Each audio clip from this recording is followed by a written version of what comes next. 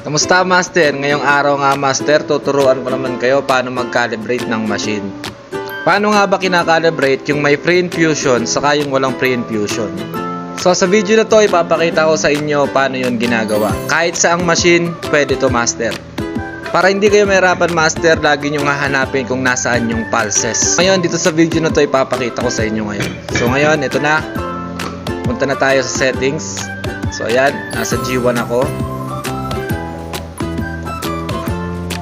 Ayan Master, kung makikita nyo may nakalagay na 345 pulses.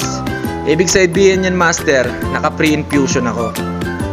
Basta lagi nyo lang tatandaan Master, pag gagamit kayo ng pre-infusion, dapat yung pulses nyo ay nasa 300, nasa 290, 315, ganyan dapat yung pulses nyo.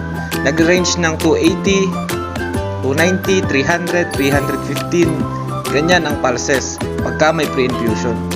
Pagka naman, hindi nyo nilagyan ng pre-infusion Master, kailangan yung pulses niya nasa 215, 230, 240, 250. Hindi siya aabot ng 300. Maximum na natin yung 255 pagka walang pre-infusion. So ito naman yung pre-infusion Master. So open natin. So ayan.